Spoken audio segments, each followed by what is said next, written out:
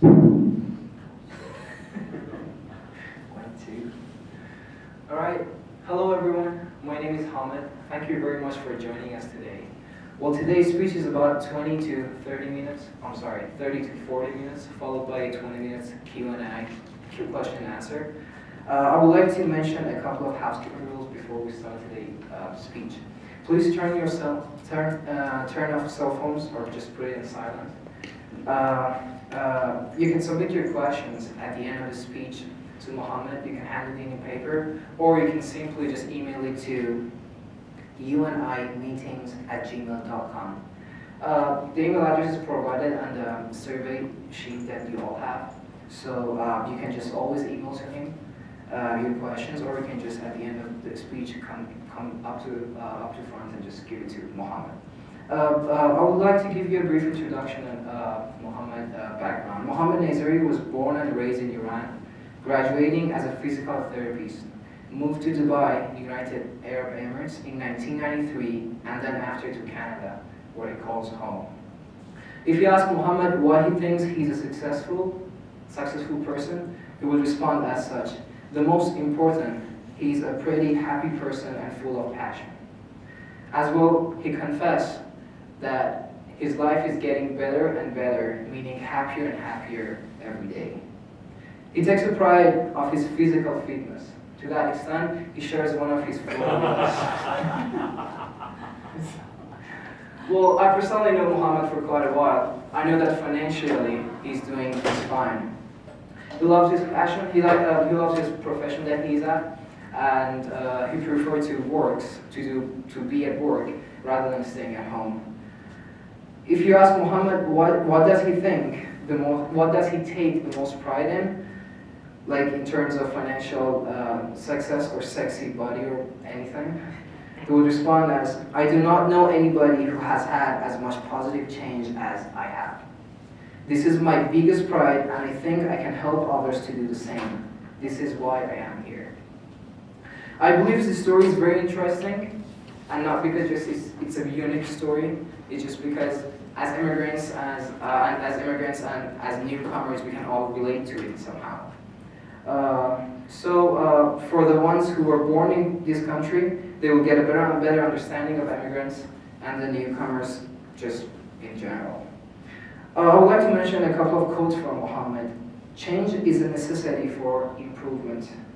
Change has exponential effect, not linear. As Mohammed tells his story, he will list the source of the problems in a point format, and then a list of the changes in the point format also. At the end, he has a couple of recommendations for all of us to work on. No need to take any notes. It will be all posted on YouTube, so you can just find all the PowerPoints on YouTube, or you can just email him if you have any question or if you want PowerPoints. At the end, your feedback is very important to us, as you all have one of the survey sheets that we already provided by Mohammed before the speech began. Please be direct and be honest. Write as much as you can. Your feedback helps us to grow more, to improve, and to have a better speech and sessions in the future. We are planning to have an ongoing series of speeches, with this being the first. So please let us know if you can help us in any way, setting up a camera, or just giving us space for speech, or invite your friends or anyone who can help us to grow better. Well, please welcome Mohammed Nazari. Thank you.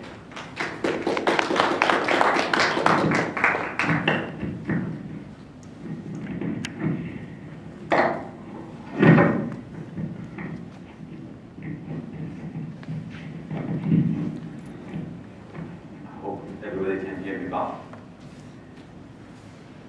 I came to Canada on June 1997. It was on Thursday at 5 p.m. when I landed in Toronto airport. At least that was what I thought. I thought I'm in Toronto, but in reality, Toronto airport is located at, basically it is located in Mississauga. I didn't know what Mississauga is. I didn't know that it existed. And to be honest, I didn't know much about Canada at all. I think the cities that I knew of Canada was Toronto, Ottawa, Montreal, Calgary, and Vancouver. So Regina was not one of them.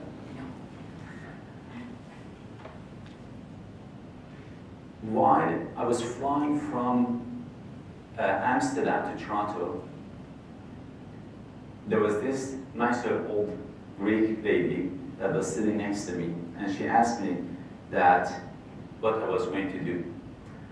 And I told her that basically I don't have anybody in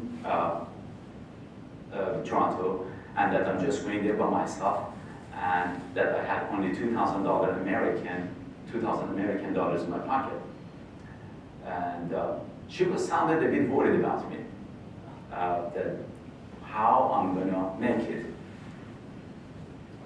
It is amazing when you have a big goal, big problems look like small challenges.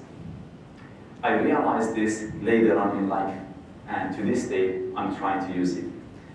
As a matter of fact, you can see, this is the luggage that I came to Canada with. That I cannot use them anymore, as you can see, and actually they were not that good to begin with. So then I landed in Toronto after staying for a month and a half there. During that time, I found out that I could work in Saskatchewan as a physical therapist on a temporary license. And then the College of Physiotherapy was nice enough to provide me with a list of the places that they had job availabilities. Between Regina and Saskatoon, I chose Saskatoon. And the reason was very clear. Saskatoon, because it was closer to the university, and being an Iranian, education was very important to me. And I wanted to come and do my master's, and then probably PhD, and then postdoc, and God knows, just go on as much as I could. I'm glad that I never did that, and instead, I stayed as a physical therapist with a bachelor's degree. However, I bettered myself as such. Later on, it was that I realized that in Canada, education has value. However, the practicality of education has a lot more value. What I'm trying to say is that you want to get better, and you want to use that science as much as you can, not just in theory. I hear this, frequently, that sometimes immigrants, including myself, when I came to Canada, that there was questioning, the education in here, that, oh, we studied these things before. You hear this probably from some students that they are doing their even undergrad or masters, that all the things that we study here, we studied them back in the high school. And that's true, because after all, that is only theory. Theory can be found in any books, and now you can find it online. And as a matter of fact, you don't have to even go to university to study that or any school. You can just find that and read it. The difference between the university or high school or any school versus just finding and reading is hopefully that they can teach you the practicality of that. And yet it will not be enough, because afterwards you have to go to the workforce and try to add some experience to that. Anyway, after a year, a month and a half in Toronto, then the easiest way for me and the fastest way and the cheapest way to go to Saskatoon was on train. So versus plane. Buying plane ticket was a lot more expensive on short notice. This was not something that I was familiar with, before coming here. It was more related to this part of the world. So I took the train and I went to Saskatoon. My boss at the time was nice enough that she and her husband, they came and picked me up at the train station at 2 in the morning. So basically they lost their night's sleep. And I went with them. I stayed with them for 2 days. And then after that, they introduced me to my another colleague who was my senior physiotherapist at the time. And I stayed with them for another 2 weeks. And then after on, I could, get my own place and be independent. They were nice enough that they told all the colleagues, which was a big team, that I'm new, and if anybody has anything that they can come and share with me to get my life, started, and everybody was nice enough that they did that, so, and it was a great help. Shortly after, of course, this was just a honeymoon, and honeymoon was short. Bride was not as nice as I thought, and the groom had some problems. At the beginning, they helped me quite a bit. They did a very good introduction and of the hospital and how it works.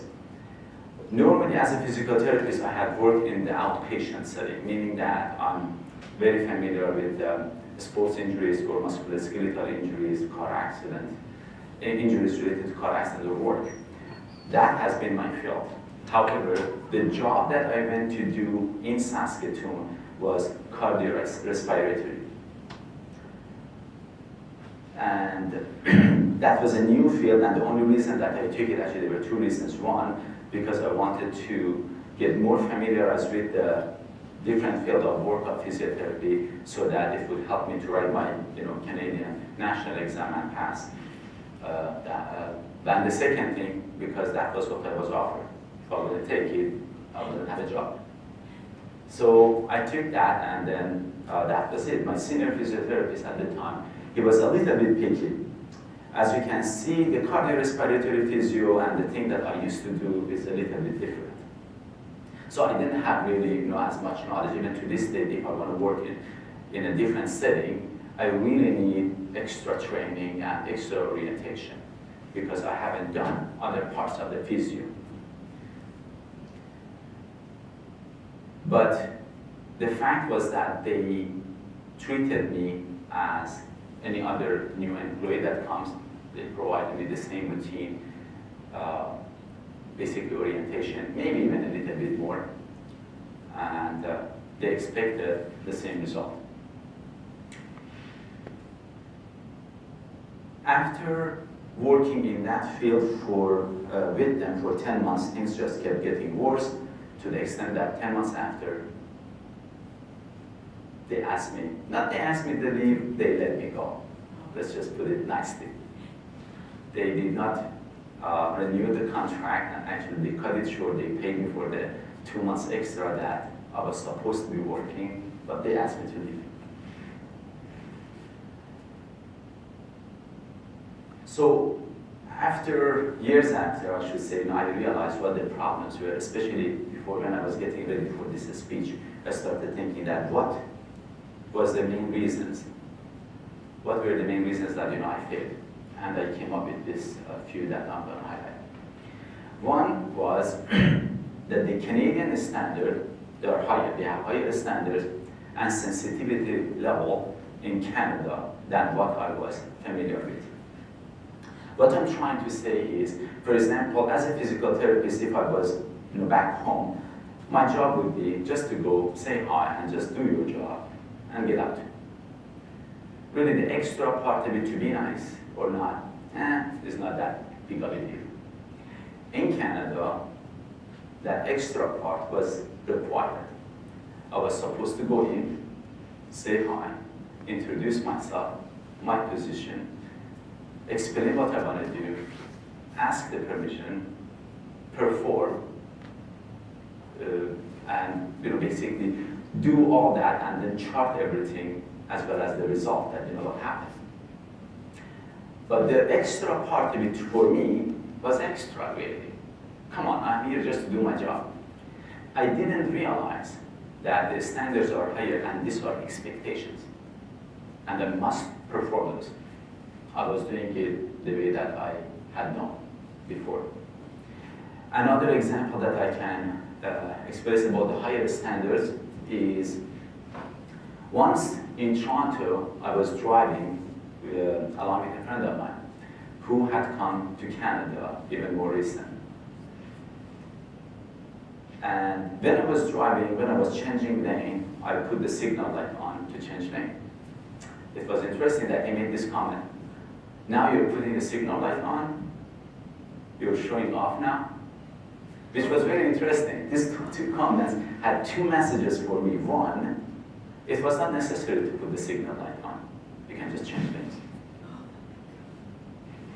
Two, it's a show off. If I'm doing it, it's not because I'm respecting the law. It's because I'm showing off. So that was the understanding that he had at the time. I had come a few years earlier, so I had changed a little bit. And this was, this is basically the difference between a good job and a good experience. A good job is when you go and, for example, I do my job or I start, driving safely. I'm basically not hitting anybody, but having a good experience is that when I make everybody else feel comfortable as well. In here, when you see a pedestrian, you stop, with a very fair distance to let them feel comfortable, that they know you have stopped and they know that you are safe. To the extent that now when somebody wants in here to cross the street, sometimes they don't even look. They're busy on their phone while they're crossing the street. And that is the difference between the good experience and good driving. I wouldn't be surprised if I say that the Iranian, in general, they are better drivers one by one. If you put them one by one against the Canadian or American, I would be actually surprised if the answer would be the other way. However, in Iran, we have a lot more car accidents and a lot more fatality and injuries due to the car accident. It is dangerous enough that at times when people, they want to leave their house, they have to do prayers that, I'm driving, and sometimes those prayers don't work and you get into a car accident. But in Canada, it's not just that you're a good driver, you're expected to provide a good experience by giving space, putting the signal light on. Another good example about higher standard and higher sensitivity level in Canada is a friend of mine who's an engineer by profession.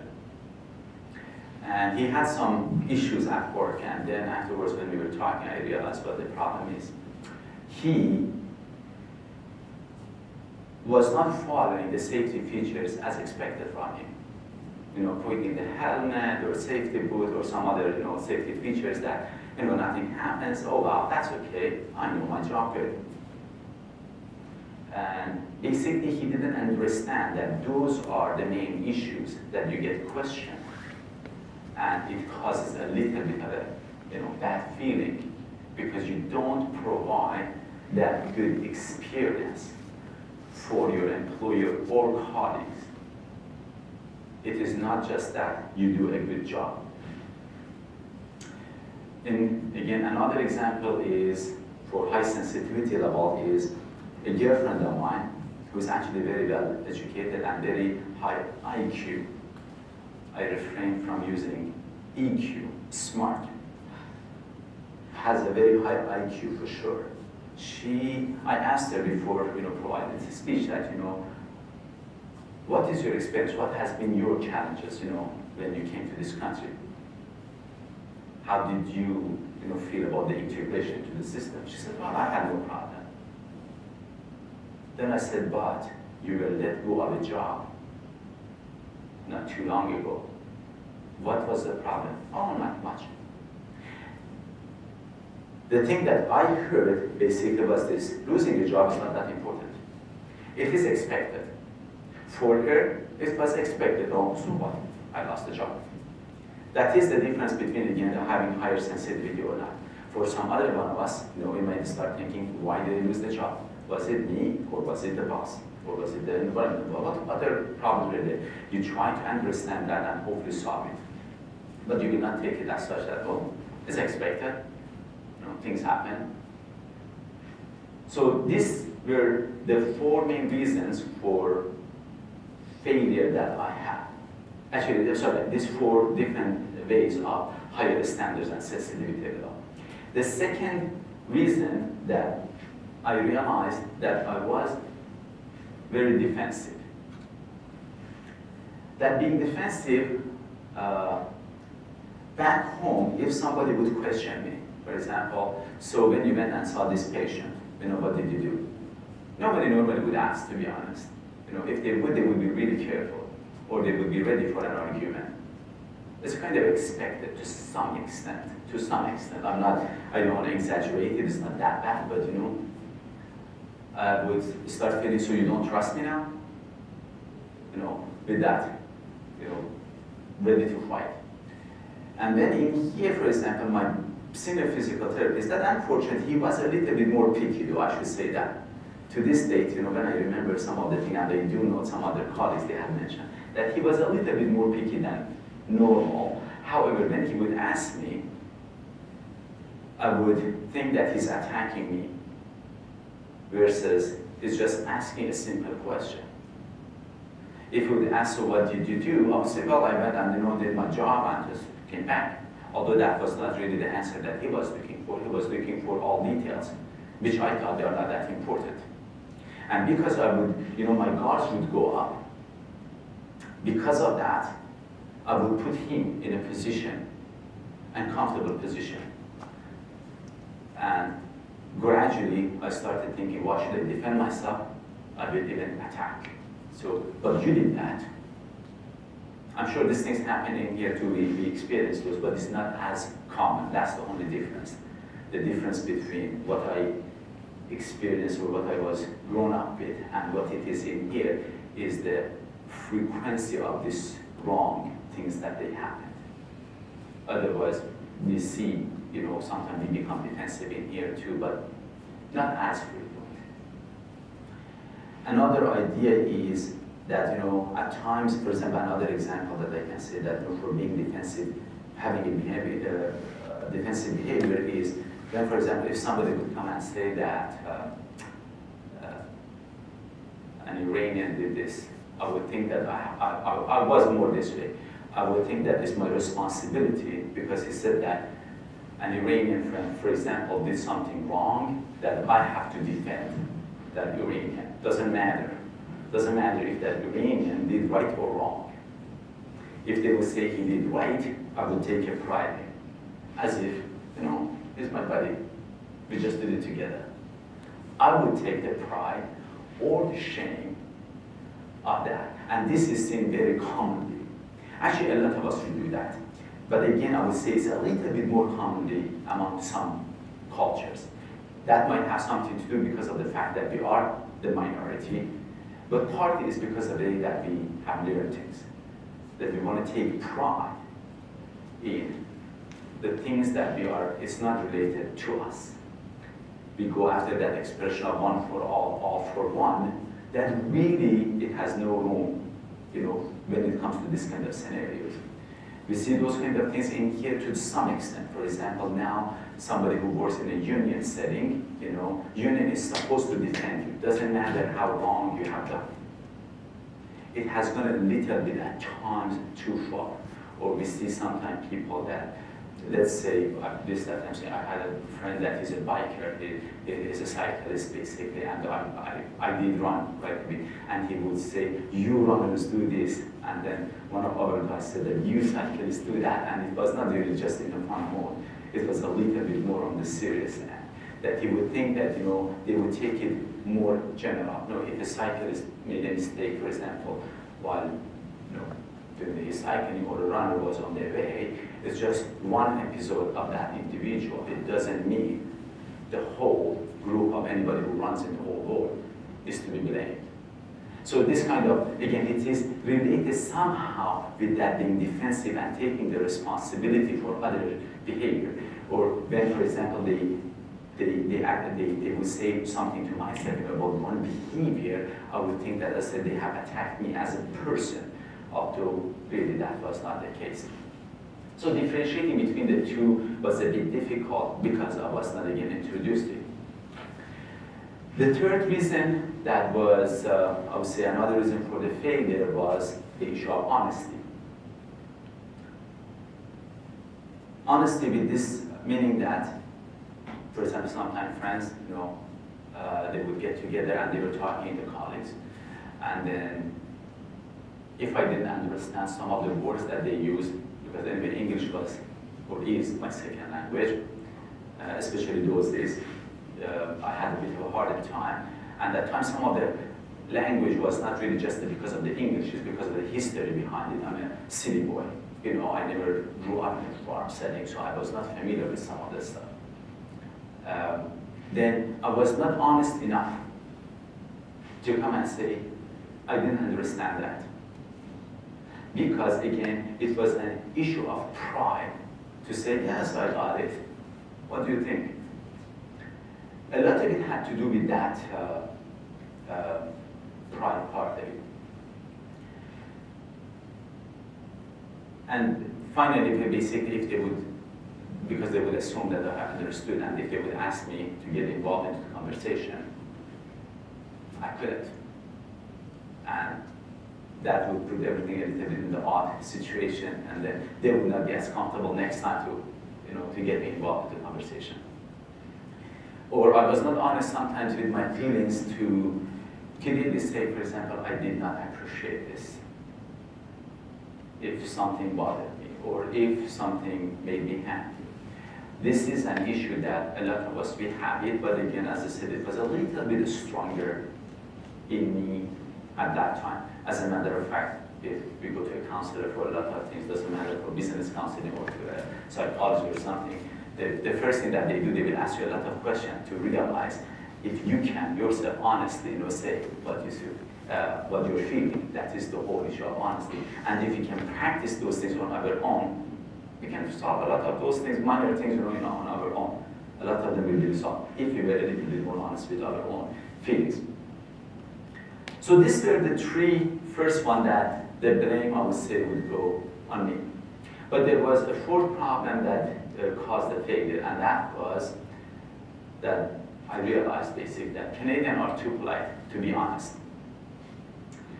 You might have heard, this expression that if you don't have anything nice to say, then don't say anything. Then my question would be, how would I know about the parts that I'm not nice? Somebody should tell me. I would rather to hear it from a friend than being told by somebody else. So that is one of the things. Another expression that, for example, in Canadian, we read between the lines. To begin with, I hate reading to begin with. Even if you just write it, I can't read it anyway.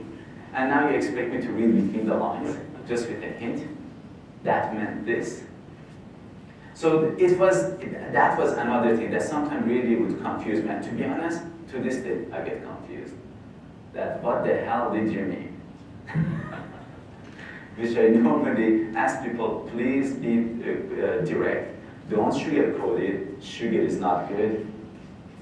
So just be more honest. Put it in a nice way, as much as you can. Even if you can't, I would say do not sacrifice honesty for the sake of making it look nice. If you can't say it nicely, again, say it directly. Say it in a nice way. I prefer it that way, and I think that would be better. It is all a matter of expectations. If some people, they get hurt because it is new to them. But some other countries in back home, actually, they are a little bit more direct on that, and I really prefer that personally. It's not just a matter of, I'm not talking about this because I'm used to that. I was used to a lot of wrong things too. But I did change those. If I'm holding on to this one, it's because I believe there is a value to it. We have to be a little bit more direct and not sugarcoat it so that the other party doesn't have to use his own interpretation. That becomes very confusing. But anyway, after all, these were the four sets of problems that basically I came up with. And I think it's pretty common, to the best of my knowledge, that all of us will go through. The resolution, how can we solve all these problems then? One is, I wish somebody would be there, like what I'm doing right now, that would have told me about all these things. Would have told me that there is a different standard level. It is expectation at this time. It's not just because you're a nice guy. You're not going to do extra. It's your duty to do that. I remember my brother, I helped him to buy his house years ago. I gave him half of the money that he needed. And then the house prices went quite a bit high. And then once he said, Mohammed, I'm very nice that I'm not saying I'm going to give you that money that you gave me. I'm going to say that you own half of the house. I said, now you expect me to come and say thank you to you? Is that what you're expecting me? To be fair, and honest, that's an expectation. You should thank me that I helped you to be a house owner. And this is the difference, that sometimes some of the things, that again goes back to that standard. If somebody was there, and if somebody was there to tell me that the standards are higher, and simply follow them, don't question it. And I really recommend that further in my speech. Again, you will see that just some of the things, we are not here to change them. Sometimes you think that we have come here to start, or to this country, or when we get a new job, doesn't matter. It applies, either and or way. That sometimes people they start just commenting. They think that they have been hired as a consultant. No, you came to this country or you got a job. Be happy that you have it. Do the damn thing.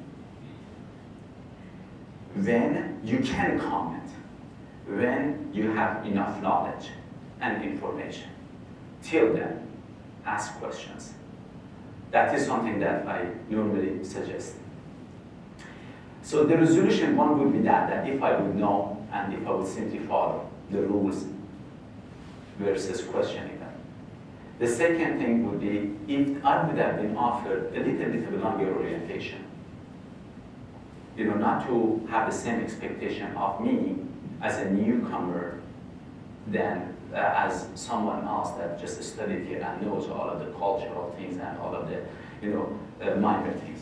I really needed a little bit more of that, more of the orientation. I should have been welcoming comments versus being defensive. If, for example, somebody would come and say, Mohammed, you should have done that, or somehow they would just mention something, I should have said, can you explain that to me? Can you show me what you want me to do? If I had done that, I would have welcomed them to express more, on the issue as well as helping me. And I'm sure most people are nice enough that they would do that. I understand that it is a little bit of an uphill battle, though. I really believe that for an immigrant, because sometimes, as a Canadian, they, as soon as they see that you do something wrong versus somebody who has been here and has no accent and does something wrong, this one sounds a little bit more okay, the other one doesn't. It becomes, you guys do that. So these kind of things are existing. Again, not as much in educated society like Canada, but we do have that, and I'm hoping, again, by this kind of conversation, it rises a little bit that level of understanding and education, that we do not generalize as easy. The other issue that I could have changed that, basically to that change the result, it would be that I could have been a bit more honest about my feelings and abilities. Later on, it was that I really realized that acknowledging your weaknesses is a sign of honesty and makes you stronger finally. And because of that, we see a lot of people, they come even at this point, for example, as you feel more comfortable, you come and talk about your faults and the mistakes that you made or the mistakes that you're making right now and the things that you're working on is okay.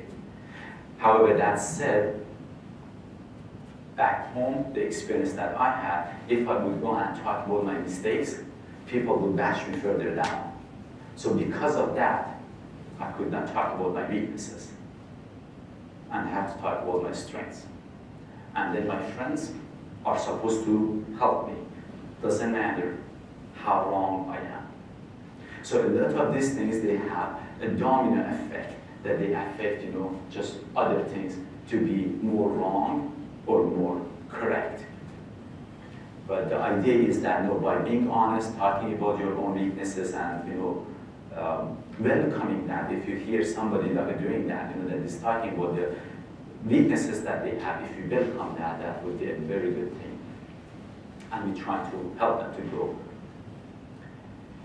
And the very last one that is, I would say that was one of the most important parts that I encourage a lot of people to do, not a lot of people, everybody, is asking questions versus making comments.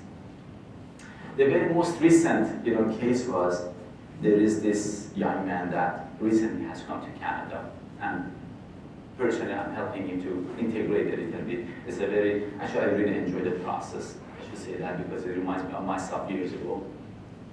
Then he made a comment that Canadians go to McDonald's, don't eat kebab, that's stupid.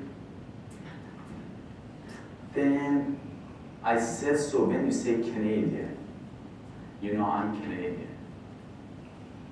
He said, no, that's not what I mean. I said, so you don't accept me, you don't think I'm Canadian? Or you accept I'm Canadian, but I'm not stupid. Which one? Then he said, no, you are Canadian. But not that. I said, what about this friend of mine that is a common friend? He's Canadian, born and raised here, and I don't think he's stupid too. And they said, no, not him too. I said, so the good news is that Canadian, don't worry, I have your back. I'm just working on the other 33 million to exclude them from this comment that he made. And then I said, okay, now can you change that comment to a question? And he did. I said, I would never ever say that in English. I said, so basically you're telling me that you're not going to be honest. That is what you're telling me. That you're going to talk differently. You're a politician already. Then I added that it doesn't matter if you say it or not. When you think that way, you will express it in your body language. And the other party will get the vibe. And you put yourself on the other side. Till now, I was looking at you on my side. As soon as you said that, I'm seeing you in the opposite. I said, don't do that. And if you start asking a question, then you will hear an answer. Instead of, just making that comment. Then, he said, okay, he really needs help. I should say that it was not anything intentional at all. He's a very, very nice guy. I said, so can you convert it to a question? He said, okay, so why people go to McDonald's in here? Why kebab is such a good food?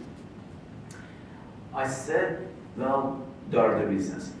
McDonald's, first of all, one conclusion, is the biggest chain of restaurants in the world with one of the worst food. Translation, to have the biggest chain of the food, chain of restaurants, you don't need to have the best food. That is one conclusion. Two, why people go to McDonald's? I said there are three major things. One, price. Two, consistency. And three, is fast food. I said, now imagine if you want to make kebab, and I agree, kebab is really good.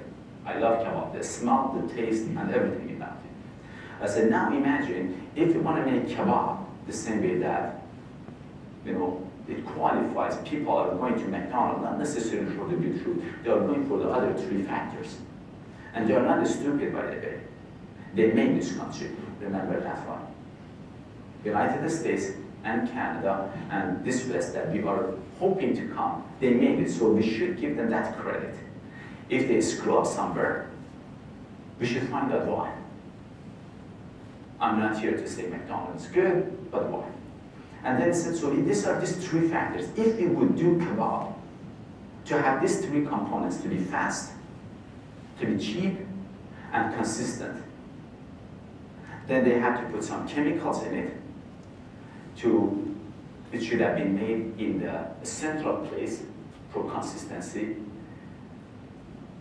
It should be made fast, which would be, again, because it's made by different people, now there should be some standardization on how they make it, and it should be cheap, which means that translates to having a cheaper quality. And if they do that, it would become as bad as McDonald's anyway. The same kebab would become the same. It's a fact, I said, so if you ask the question, that would be different. Interesting enough, now on the other side, some time ago, I was walking with this girlfriend of mine who was pretty much white, blonde, blue eyes, typical Canadian.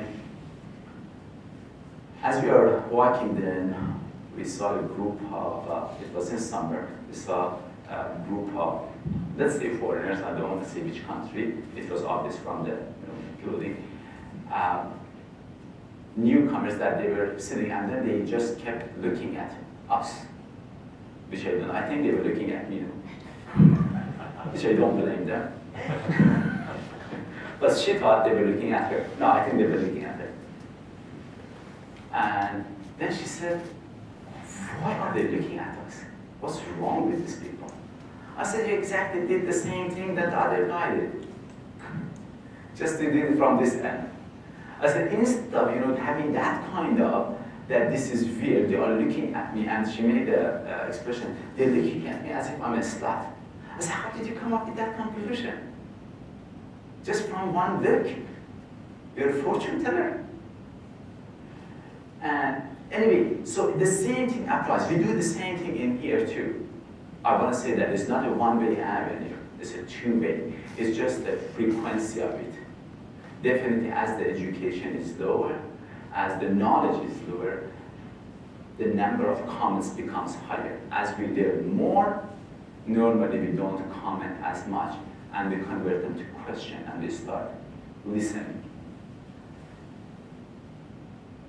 That is why, for example, in any profession, if myself, for example, I go to a physiotherapy meeting, if the trainer or somebody else makes a comment or start teaching something, I will not comment on it that this is wrong, this is right. Because I know in that field that there are different ways of doing it, and I'm more open that why are you doing it that way? Do you have something to prove it?